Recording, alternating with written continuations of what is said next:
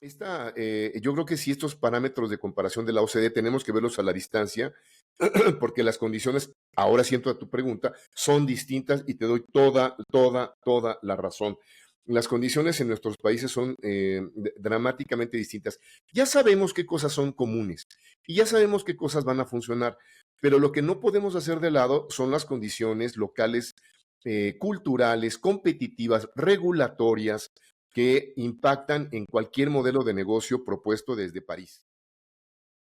Hola, bienvenidos todos a un nuevo episodio de nuestra serie de video podcast de voces de Latinoamérica o Latinoamérica Digital.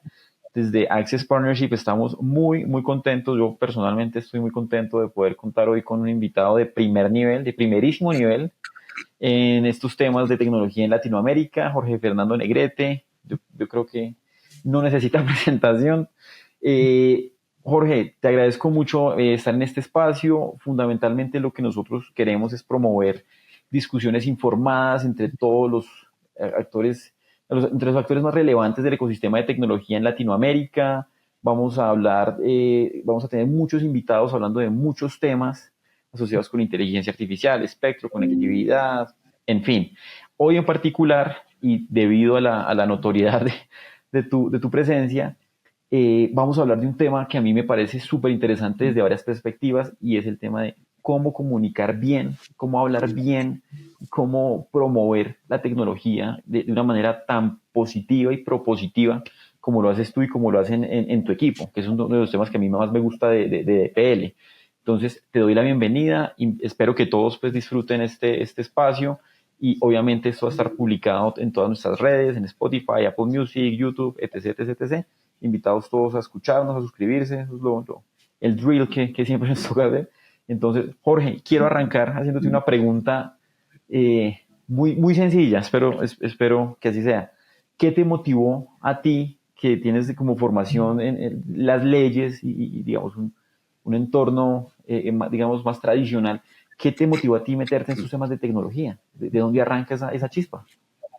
Mira, hay un video que tú conoces muy bien y seguramente la audiencia conoce muy bien, que es el de Steve Jobs, cuando le entregan un doctor honoris causa, creo que fue en la Universidad de Stanford. Ya ves que él no terminó la universidad, estuvo estudiando y la dejó por dedicarse a trabajar y a construir su empresa.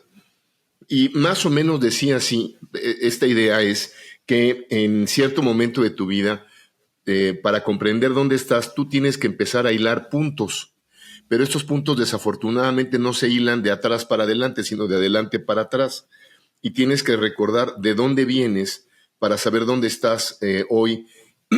Y en este caso, en el caso mío, es pensar que yo soy producto de muchos temas alrededor hoy en día del mundo digital. En ese instante yo no lo sabía, pero soy un abogado que comenzó con temas de propiedad intelectual, con temas de regulación de radio y televisión, en la Universidad Nacional Autónoma de México. Me tocó diseñar el Departamento de Propiedad Intelectual de la universidad.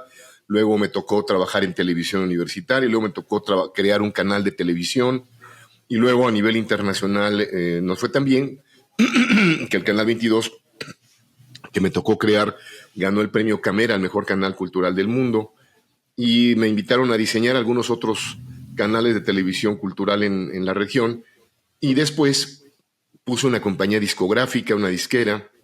Y entonces, si te fijas, propiedad intelectual, regulación de la tecnología, fui abogado en propiedad intelectual, tienes que manejar transferencia de tecnología, propiedad industrial, y viene televisión, diseño de canales de televisión, y luego viene el tema de la música. Y al final me doy cuenta que necesitábamos, el mundo venía de 3G a 4G hace 14 años, y mi compañía discográfica padeció el impacto de la tecnología en su modelo de negocio. Yo tuve que aceptar que la empresa estaba quebrando y tuve que reinventarme, y me puse muy mal porque no sabía ¿Por qué no pude ver, dedicándome a esto de la tecnología también, no pude ver el impacto de la tecnología en los modelos de negocio? Lo que pasa es que estábamos siendo afectados por la tecnología más visceral que habíamos visto en la historia de la humanidad, que es la tecnología digital. Y desde entonces decidí que iba a poner un despacho de análisis que en ese instante se llamó Media Telecom, para poder conocer el impacto de la tecnología en los distintos modelos de negocio y en todo el universo que poco a poco empezaba a afectar la tecnología digital, donde estaba mi materia jurídica en todas sus áreas.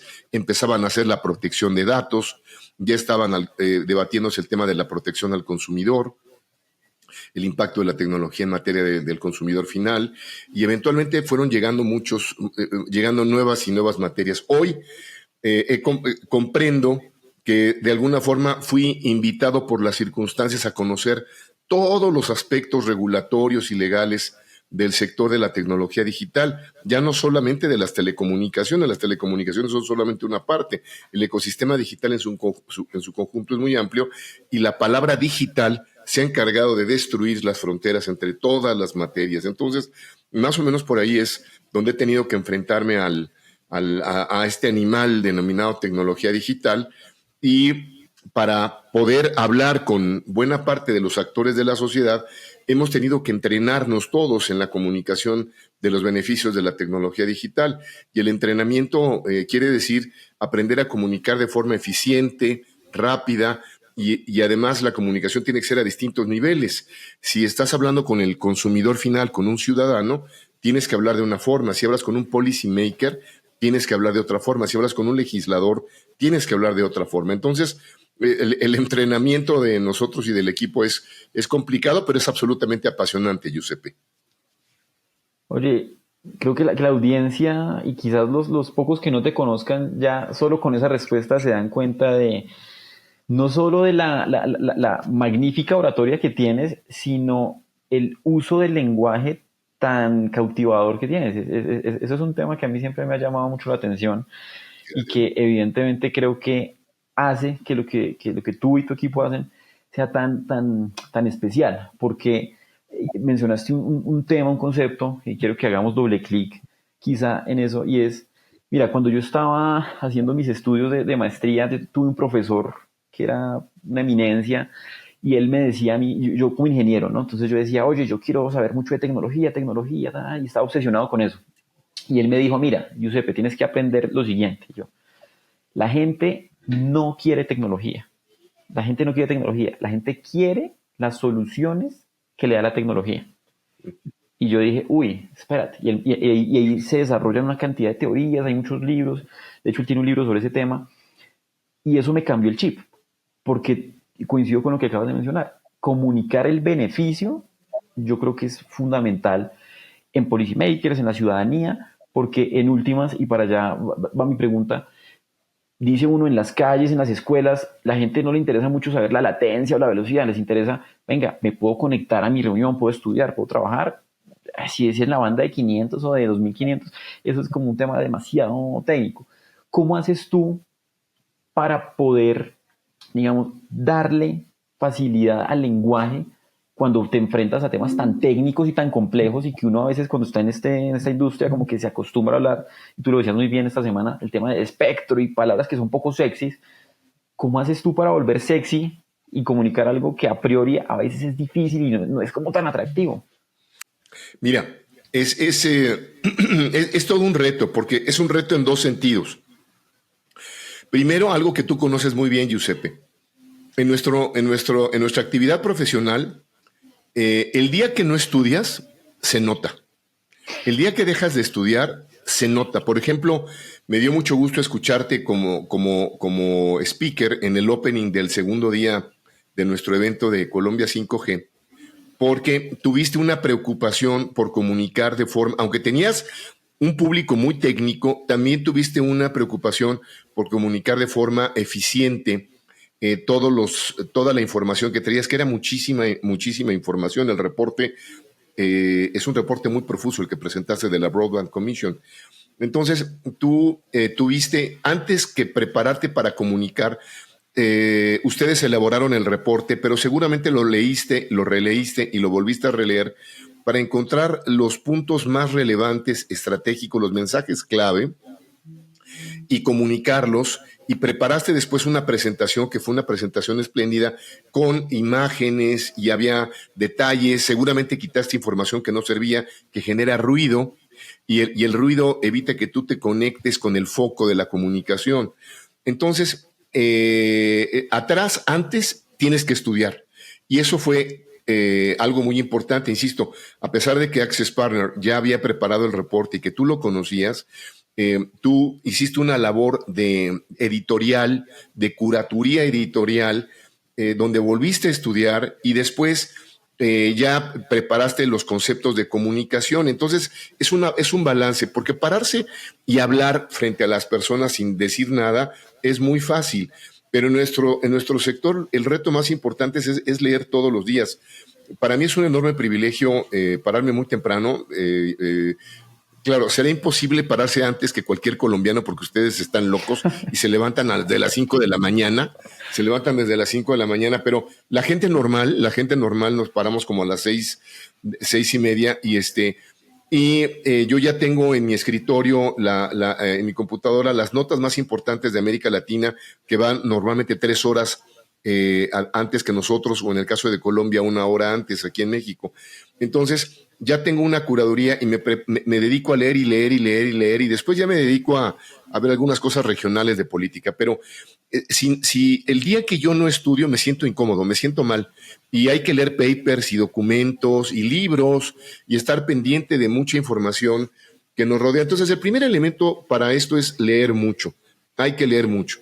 Y el segundo elemento, en efecto, es comunicar. La información que no se comunica no existe. Hay un principio básico en filosofía que decía un mentor mío, ahora que tú mencionaste al tuyo, yo tuve uno que era José María Pérez Gay, un filósofo mexicano, que decía que las cosas para que existan hay que mencionarlas. Y ese es el secreto. Ayer tú tuviste un cuidado enorme por cuidar qué ibas a decir y cómo lo ibas a decir. Entonces nació el conocimiento y lo pudiste comunicar. Y yo creo que eso nos pasa a nosotros en DPL. Tenemos que tener el cuidado de comunicarlo, porque además tú lo sabes. Hay distintos niveles de comunicación, pero voy a uno en el que tratamos tú y yo todos los días, los políticos. ¿Y cuántas veces te encargas de repetirle a un político? Mire usted, si abate barreras a la inversión de forma regulatoria, va a haber más inversión y se despliega conectividad, ¿no? Y si usted hace una agenda digital eficiente, vamos a lograr transformar la sociedad, a los ciudadanos, a las empresas, a la administración pública. Se te quedan viendo y te dicen, mande, ¿no? ¿Qué? ¿No? Entonces, o te dicen que te entienden, pero no te entienden, ¿no? Entonces, por ejemplo, me pasó ahora aquí en México. Hemos hablado con muchísimos gobernadores que son el equivalente a los departamentos en Colombia y en varias regiones de América Latina. Y buscamos los niveles de comunicación y no nos comprenden o no tenemos la capacidad de comunicarnos. Sin embargo, ahora en México 5G, presentamos a una gobernadora que acaba de entrar, que lo entendió y en 2 minutos se volvió una gobernadora digital, y ahora en su discurso trae el tema digital como el tema más importante, que es la gobernadora de Quintana Roo. Y entonces Mara Lezama, la gobernadora, presentó un speech poderoso, solvente, con mensajes precisos y claros. ¿Y qué cree, Giuseppe? Tenía todas las empresas tecnológicas, tanto las de conectividad como a los vendors de tecnología, encima y tras de ella para ofrecerles cosas. ¿Sabes qué va a pasar con Quintana Roo? Que es un estado eminentemente turístico, que se va a volver digital, que va a cambiar y va a tener oportunidades de ser un destino para inversiones en tecnología, un hub digital, un hub creativo, innovador. Entonces el discurso nuestro tiene la responsabilidad de encontrar las palabras adecuadas. Eso es difícil, Giuseppe. Oye, y en ese sentido, y claro, la dinámica casi que natural en nuestra región, nosotros vemos eso casi que desde Argentina hasta México. Latinoamérica es muy grande, pero a la vez es muy pequeño en muchos aspectos. Somos demasiado parecidos en muchas cosas. Y el tema de los políticos y poder involucrar discusiones de más largo aliento, cosas que requieren 10, 15 años, con políticos que de pronto su rotación puede ser incluso en periodos más cortos, es un desafío. ¿En qué ejemplos tienes tú o qué anécdotas puedes compartirnos parecidas a esta gobernadora de Quintana Roo en Latinoamérica? ¿Qué políticos han llegado y sin de pronto provenir de este sector y que no tengan de pronto el background más técnico del mundo, cambiaron su chip y dijeron, venga, me voy a volver un comunicador bueno, voy a poder hacer que lo digital mejore mi impacto? ¿Qué nos podrías decir sobre eso? Mira, hay casos muy interesantes en la región. Por ejemplo, creo que el país que concentra la mayor cantidad de políticos que entienden el tema es Chile. Chile tiene 14 años donde tú encuentras gobernadores, legisladores y funcionarios públicos que entienden el tema. El problema es que muchos funcionarios públicos chilenos no salen del entorno chileno. El chileno es profundamente doméstico, le gusta debatir y comunicarse entre ellos. Tienen esta preocupación por lo local, que es además justificable, pero por ejemplo están los senadores Kenneth Push, que me parece uno de los senadores más solventes en el tema digital, el ex senador Letelier, que es verdaderamente notable. Este senador tiene un conocimiento sobre el mundo digital realmente notables. La senadora Jimena Órdenes, que es una señora joven, brillante, es una mujer digital que entiende la materia perfectamente bien, y tienes a muchos subsecretarios de telecomunicaciones que han ejecutado, sin tener un ministerio TIC y sin tener un regulador de quinta generación, política regulatoria eficiente que ha permitido que en el tiempo las cosas sucedan. Y hay varios, no existe la palabra gobernador en Chile, pero digamos que los jefes de ciertos departamentos que funcionan muy bien en el tema digital, y todos quieren estar en el mundo digital. Por eso es que Chile en estos momentos tiene la banda ancha fija que está entre los primeros 5 o 10 lugares más rápidos del planeta. En marzo llegó a tener el primer lugar de la banda ancha fija más rápida del planeta, sobre Suecia, sobre Corea, sobre China, en fin. Esto habla, digamos, del gran trabajo de Chile. Ahora, tienes en Brasil, tuviste un gran periodo de obscurantismo en el tema digital, pero hay que reconocer que en el periodo del expresidente Bolsonaro hubo un regulador y hubo un ministro que entendieron el tema perfectamente bien. El ministro TIC entendió la materia, bajó los precios del espectro, el regulador Leonardo Euler hizo un gran trabajo, y tienes ahora a Brasil metido en una verdadera transformación digital, donde ahora tienes ya no uno, tienes 10 gobernadores que entienden el concepto digital y que quieren que sus estados, sus provincias sean las primeras realmente digitales.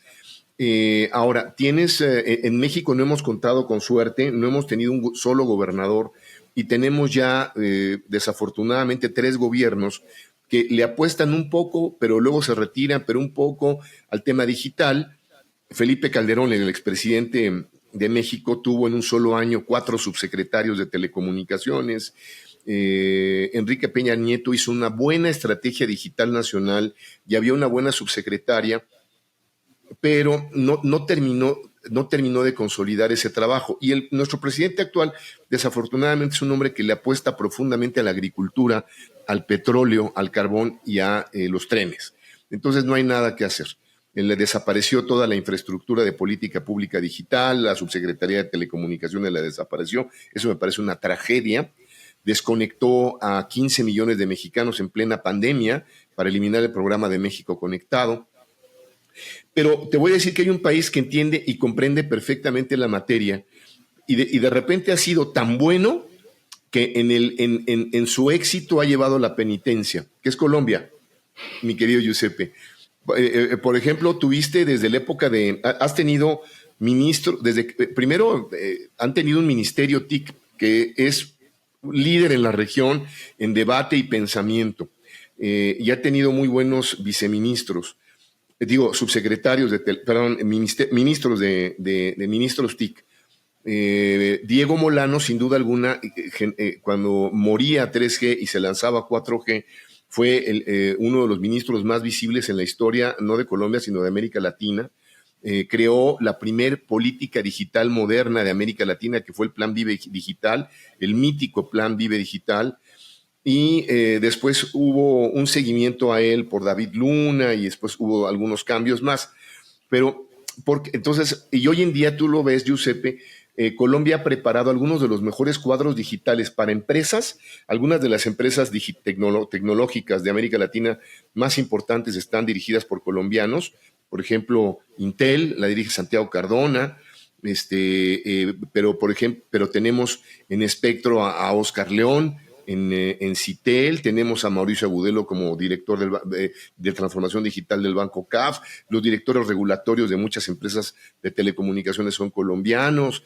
Carlos Rebellón también. Tienes una barbaridad, te puedo decir 50 nombres de colombianos. Ahora, ¿qué creo que es lo que ha pasado? Que el afán de liderazgo también los ha metido en ciertos problemas. Colombia es el único país que tiene, primero, mientras que el mundo se consolida, ha seguido la escuela europea de competencia económica, entonces le gustan muchas empresas. Desafortunadamente el modelo europeo está en decadencia, el modelo de competencia europeo tiene que replantearse. El PIB Telecom de Europa es muy parecido al PIB Telecom de Estados Unidos. La diferencia es que en Estados Unidos tienes 3 grandes operadores y en Europa tienes más de 100. Entonces no hay escala de operación, y ese modelo de competencia económica, un fiel seguidor es Colombia. Colombia ha preparado reguladores que creen en el modelo de competencia europeo, y entonces tú recordarás que a finales del gobierno pasado entró un operador que no existía, ya tenías 3 con problemas de liquidez, metes uno y terminas de descapitalizar y descremar el mercado, ¿no? Que además los mete en una pelea de precios, donde ahora vemos pues, los efectos de descapitalización de Millicom, de Movistar, y además la otra es que bajo el modelo europeo, que les gusta mucho tener luego empresas públicas o participaciones del Estado, donde el Estado tenga que ver, Colombia sigue siendo el mejor alumno. Colombia ha explorado todas las formas de asociación público-privadas o de intervención que puedan existir. Es socia del 32% el Estado de Colombia Telecomunicaciones, Movistar, pero por si fuera poco es 51% socio de EPM junto con Millicom, pero también es propietaria de Emcali, pero también es propietaria de la alcaldía de Bogotá de EPM. Entonces, esta idea de seguir el by the book y de ser el chico bueno ha metido en estos problemas a Colombia, ¿no? Y ahora tenemos se ha enfrentado a la realidad. América Latina ha venido, digamos, aprendiendo difícilmente a entender el mercado. Brasil lo entendió, de 4 operadores se consolidó a 3 en plena pandemia. México se consolidó de 3 a 2 en plena pandemia. Estados Unidos de 4 a 3. China tiene 3 operadores, pero el by the book, el ser el ejemplo regional, mete luego en problemas a Colombia, ¿no? Que entiende muy bien el tema. Es muy interesante eso que mencionas, y en efecto nosotros ahorita estamos asesorando a varios países de la región en temas de conectividad, principalmente en temas de conectividad rural, y tienes toda la razón en el sentido de las políticas, del liderazgo. Y nosotros, una de las cosas que creemos que deben desarrollarse más en Latinoamérica es la generación de capacidades frente al contexto específico de cada país, porque no sé, Colombia es miembro de la OCDE y siempre, o en la mayoría de reportes, Colombia sale de último en casi todo. Y entonces tú dices, uy, pero Colombia está muy mal, pero es que es la OCDE, y la OCDE es lo mejor de lo mejor. Entonces como que es un termómetro difícil, pero es imaginario es que si Suecia hizo esto y lo hacemos acá, entonces vamos a tener un resultado como el de Suecia. Yo creo que eso es una posición o una metodología que puede ser controvertible, y creo que Latinoamérica, incluyendo Colombia, necesitan voces propias y decir, venga, pues es que la geografía de Colombia no es igual a la de Portugal. Entonces, ¿cómo hacemos que funcione este tema y cómo hacemos políticas con un nivel de pertinencia un poco mayor? Estoy muy, muy de acuerdo en eso, y te quisiera preguntar una cosa. Si de ti dependiera convencer a un futuro ministro de un país cualquiera en la región, un ministro que sea agnóstico, que no le guste la tecnología, que sea de, mejor dicho, que él solo escucha radio y solo radio AM, ni siquiera FM, AM porque es lo que sea, pero ese es el ministro TIC de cualquiera de nuestros países y de él depende los próximos 15 años de la conectividad y la tecnología de un país y te dicen, Jorge, necesito que usted convenza a este señor de que se monte del bus de la tecnología y las tecnologías digitales, ¿tú qué le dirías? Mira, primero déjame comenzar por el principio, que es muy importante lo que acabas de mencionar en la primer parte, porque eres muy valiente al decirlo. Luego yo uso muchos eufemismos porque me da pena criticar a la OCDE, pero ya que estamos en esa lo voy a decir. Los modelos comparativos de la OCDE responden a patrones económicos distintos a los que tenemos en América Latina. Ya eso está quedando demostrado empíricamente. Hemos sido fan de la OCDE, tú y yo, hemos seguido los documentos de la OCDE, cada vez que sale un documento de la OCDE, lo leemos. Pero, por ejemplo, cuando tú escuchas a una, y no voy a decir el nombre porque voy a seguir dando eufemismos, cuando tú escuchas a una secretaria de conectividad, telecomunicaciones, algo así de Europa, y te dice, oye, es que ustedes están precarizando el trabajo de las plataformas digitales y están generando esclavitud de los choferes de las plataformas de logística. Estuve con una persona de estas características hace poco allá en Colombia y le dije, oiga, no, espéreme un segundo. Si el PIB per cápita es 4 veces superior en Europa al de América Latina, usted tiene razón para pensar así.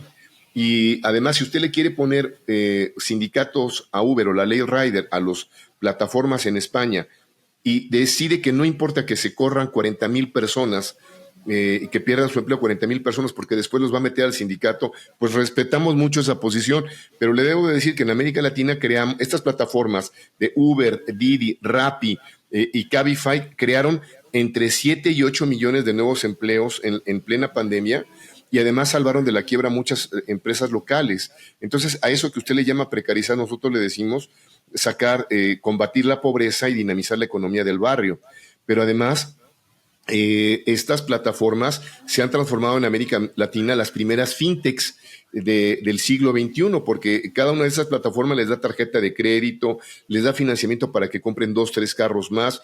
Estos choferes de Didi, Uber o de Rappi tienen ahora 2, 3 automóviles, 4, están remodelando sus tiendas y entonces entraron en una economía que difícilmente les hubiera dado un sistema tradicional o sindicalizado. Entonces, yo creo que sí, estos parámetros de comparación de la OCDE tenemos que verlos a la distancia, porque las condiciones, ahora siento a tu pregunta, son distintas y te doy toda la razón. Las condiciones en nuestros países son dramáticamente distintas. Ya sabemos qué cosas son comunes y ya sabemos qué cosas van a funcionar, pero lo que no podemos hacer de lado son las condiciones locales, culturales, competitivas, regulatorias, que impactan en cualquier modelo de negocio propuesto desde París, ¿no? Y que no van a funcionar y que tienen que ser adaptadas a ciertos modelos. Yo debo de reconocer, por ejemplo, que el modelo que tiene Movistar en Perú, pues tiene ya más de 3 millones de usuarios en áreas rurales. Esa es una evidencia empírica. ¿Fue sugerida por la OCDE? No, o sea, no. Es un modelo, es una propuesta pues experimental interesante que vale la pena evaluar y que tenemos que empezar a ver en las realidades que tenemos hoy. El tema de los precios del espectro es uno de ellos, pero el tema de las barreras regulatorias en las alcaldías y municipios es otro. Pero también yo no despreciaría la influencia norteamericana, que a veces puede ser buena, el proceso de consolidación. Mira, Chile, hablando de realidades locales, decidió Chile, fíjate qué curioso, en mi percepción económica, Chile tendría que ser un fracaso, porque con 18 millones de habitantes y 4 empresas no hay escala. O sea, pero ellos han demostrado que teniendo 18 millones de usuarios y con 4 operadores de telecomunicaciones, ganan bien poquito, pero ganan, ¿eh? ¿Y qué ha hecho esto? Empresas resilientes, con muy bajos costos. Las 4 operadores son low budget. No son operadores donde tienes el vicepresidente del vicepresidente que gana miles y que tiene estructuras administrativas y edificiotes multimega elegantes y el modelo los ha obligado a ser low budget. Esa es una aportación de la escuela telco para América Latina muy interesante, ¿eh? Que tienes operadores además apoyados con política regulatoria local endémica. ¿Qué dice Chile? Bueno, pues desde hace 14 años tienen los precios más bajos del precio del espectro. Tienen un ARPU alto, Giuseppe, un ARPU alto. ¿Qué quiere decir esto? Bajos precios del espectro más ARPU alto igual expansión de cobertura. Cobertura. No es que se vayan a hacer multimillonarios y que estén desangrando a la sociedad. Le están dando el mejor servicio posible que tenemos en América Latina. Entonces, te doy toda la razón. Oye, y una pregunta uniendo eso, porque evidentemente esto es un tema que regionalmente a veces miramos mucho. Pues Colombia está en la mitad, digamos, geográfica de Latinoamérica, pero usando una figura más, no sé, más retórica, tendemos a mirar mucho hacia arriba, al norte global, para ver qué están haciendo allá, pero a veces no miramos más hacia el barrio a decir, venga, ¿qué hizo Brasil? ¿Qué hizo Chile? ¿Qué hizo México? Y tan interesante, el ejemplo que tú pones de Internet para Todos en Perú, evidentemente es muy interesante, las asignaciones de espectro en Chile son súper interesantes. Y en ese sentido, ¿cuál crees tú que va a ser el próximo país o la próxima administración que salga con una idea o con una regulación, una política, una idea de esas, que nos ponga a todos a decir, uy, mire, qué buena idea y qué buen efecto de lo que hicieron ellos? ¿A quién ves tú desarrollándose digitalmente, viniendo quizá un poco de atrás hacia adelante para ser el próximo gran protagonista de este ecosistema? Mira, es difícil. Creo que durante muchos años, los próximos años, vamos a ver la consolidación sin duda del modelo chileno, porque además el modelo chileno está apoyado en data centers. Ellos ya vieron que no van a ser el Silicon Valley ni el nuevo Austin, Texas de Estados Unidos, ni el Shenzhen. Van a ser la siguiente nueva generación de hub digital, que es el de la transformación digital vía los data centers. Y Chile, y Colombia, y Brasil, claramente está en el comienzo de su primavera digital. Yo creo que ellos están empezando un trabajo muy exitoso y lo van a continuar porque el presidente Lula da Silva, ¿quién lo iba a decir?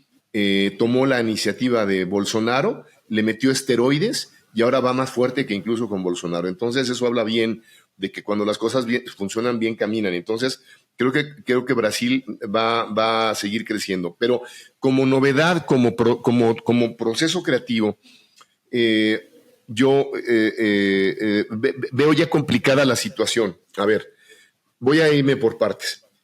Argentina tiene un problema muy grave que es su inflación, pero vamos a ver las partes positivas.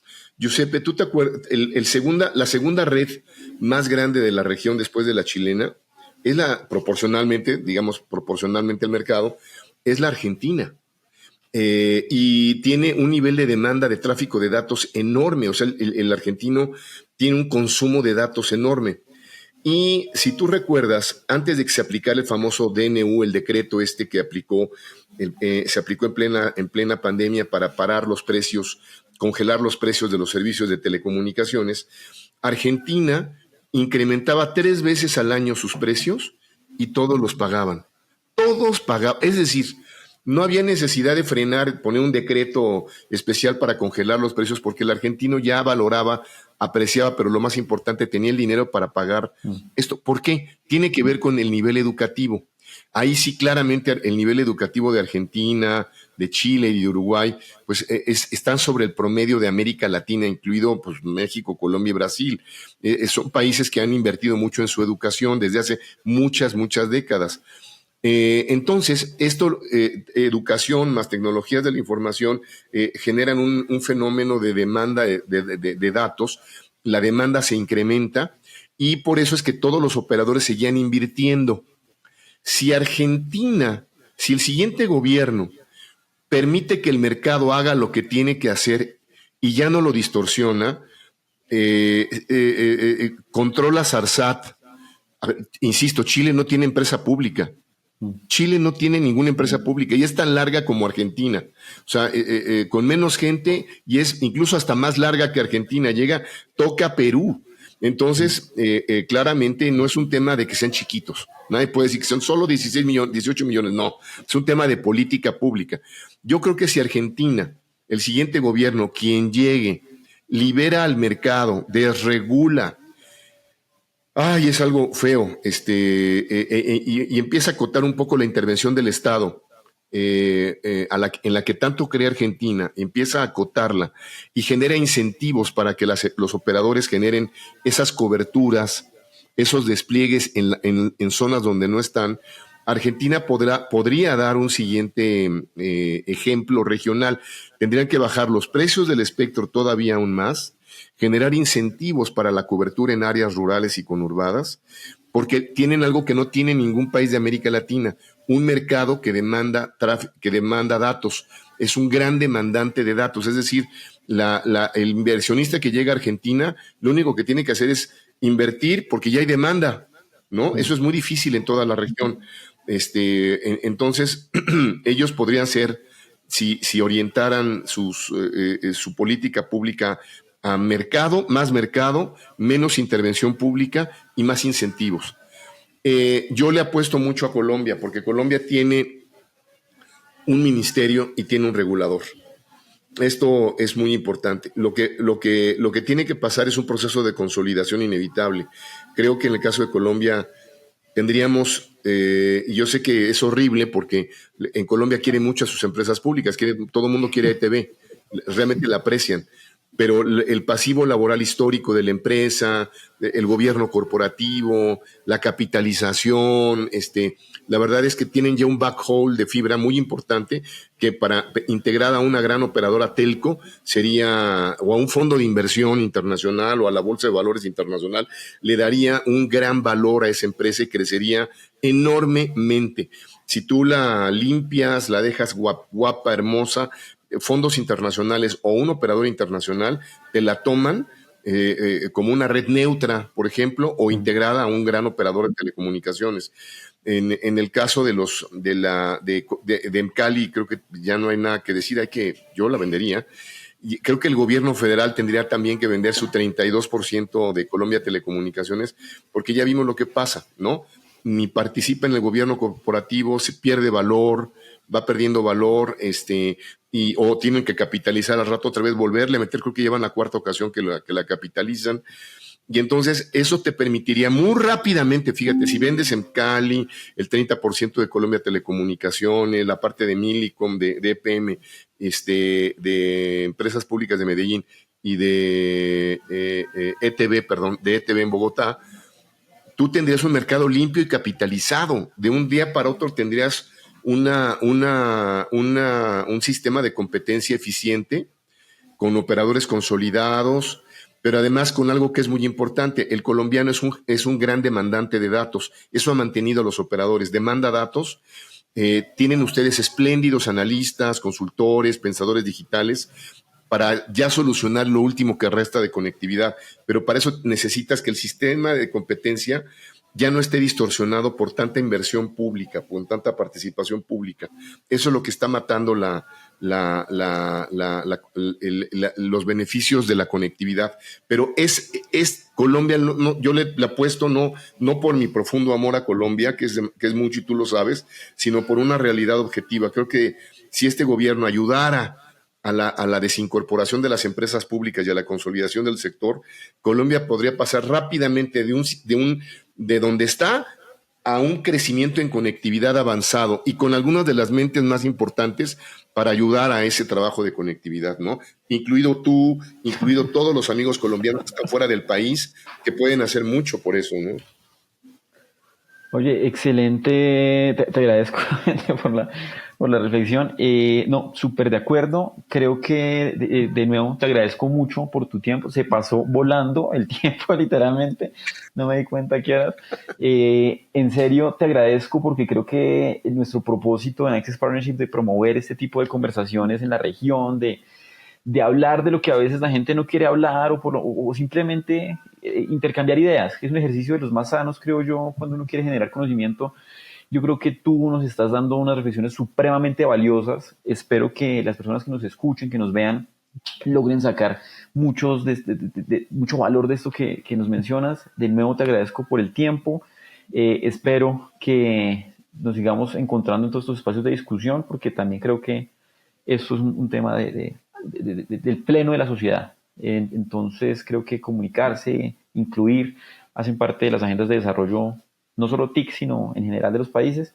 Gracias por tu tiempo, Jorge. Creo que con esto cerramos nuestro episodio de hoy y pues los invito a todos a que se suscriban a nuestro canal, que nos sigan en Spotify, Apple Music y todas estas redes y nos vemos en una próxima ocasión.